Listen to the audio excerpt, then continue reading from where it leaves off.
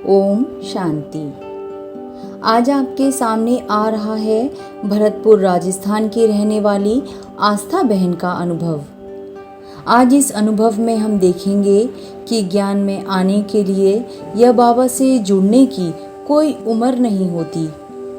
बहुत सी आत्माएं काफ़ी कम उम्र से ही ज्ञान में आ जाती हैं, तो कुछ अपने जीवन के अंतिम पड़ाव में होती हैं और अचानक बाबा उन्हें अपने ज्ञान में खींच लेता है।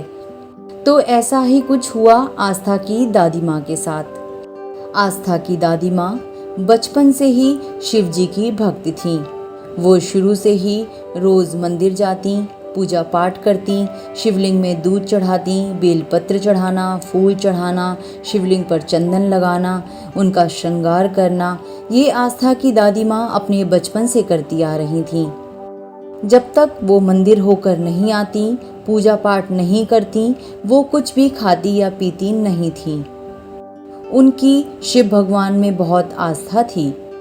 आइए अब जानते हैं कि दादी माँ कैसे ज्ञान में आईं और कैसे उन्होंने अपने पूरे परिवार को ज्ञान का मार्ग दिखाया। आस्था बता रही हैं कि उनके पड़ोस में एक परिवार रहने के लिए आया जो ब्रह्मा कुमारीज फॉलोवर थे। आस्था की दादी माँ रोज़ उन्हें सफ़ेद कपड़ों में सुबह सुबह कहीं जाते हुए देखा करती थीं। एक दिन उनकी दादी माँ ने अपने पड़ोसियों से पूछा, आप ये सफ़ेद कपड़े क्यों पहनती हैं और आप मंदिर क्यों नहीं जाती? तो उनके पड़ोसी ने उन्हें ब्रह्मा कुमारीज के बारे में बताया और उनसे कहा, आप भी एक बार हमारे साथ सेंटर आकर देखिए, आपको बहुत अच्छा लगेगा।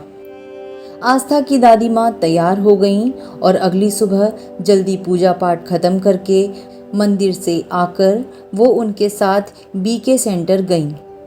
वहाँ उन्होंने देखा एक कम उम्र की लड़की सफ़ेद साड़ी पहने हुए एक हाथ में कागज़ लेकर कुछ सुना रही है, जो उन्हें समझ नहीं आया और उन्हें सेंटर भी पसंद नहीं आया।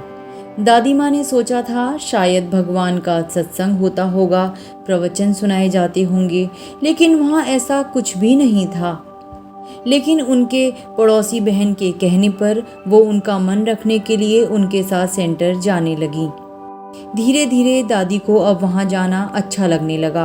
उन्होंने 7 डे का कोर्स कर लिया। मुरली भी अब थोड़ी थोड़ी समझ आने लगी। अब तो दादी के कदम ज्ञान के मार्ग पर पड़ गए थे और जो एक बार ज्ञान का अमृत पी ले तो उसे और कुछ कहाँ भाता है। वही दादी के साथ हुआ। दादी अब आस्था को भी अपने साथ सेंटर ले जाने लगी। आस्था को भी वहाँ बहुत आनंद आता था। वो भी योग करती, बाबा के महावाक्य सुनती और इस तरह धीरे धीरे पूरा परिवार ज्ञान में आ गया। इस तरह कई वर्ष निकल गए। अब दादी की उम्र हो गई थी। वो सेंटर रोज नहीं जा पाती थी, तो मुरली क्लास आस्था के घर पर ही होने लगी। पड़ोस वाली माताजी, आस्था के घर के सभी लोग सुबह सुबह जल्दी तैयार हो जाते। घर पर ही बाबा का एक कमरा बना लिया गया था। वहाँ मुरली सुनते और योग किया करते थे। धीरे धीरे पड़ोस के और भी लोग उनसे जुड़ने लगे।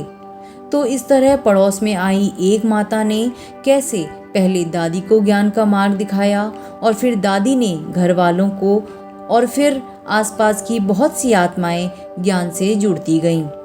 तो देखा आप लोगों ने कैसे बाबा अपने बच्चों के हाथ पकड़कर उन्हें सही मार्ग पर ले आते हैं। अगर आपको ये वीडियो पसंद आया है और आप भी बाबा के कार्य में सहायता करना चाहते हैं तो अपने आसपास की सभी आत्माओं को बाबा का परिचय दें। ये संगम युग की अंतिम बेला है, अभी नहीं तो कभी नहीं। समय कम है और हम आत्माओं के द्वारा किए गए पाप बहुत ज़्यादा। तो अगर हम सही समय से बाबा का हाथ थाम लेंगे तो हमारे जन्म जन्मांतरों के पाप कर्म भस्म हो जाएंगे। यदि आपके भी अपने कोई अनुभव हैं जो आप हमारे साथ बांटना चाहते हैं तो हमें व्हाट्सएप करें या इस वीडियो के कमेंट बॉक्स में अपना मैसेज करें। हमारा व्हाट्सएप नंबर आपको इस वीडियो के डिस्क्रिप्शन बॉक्स में मिल जाएगा। हम आपके लिए यूं ही भाई बहनों के सत्य अनुभव लेकर आते रहेंगे।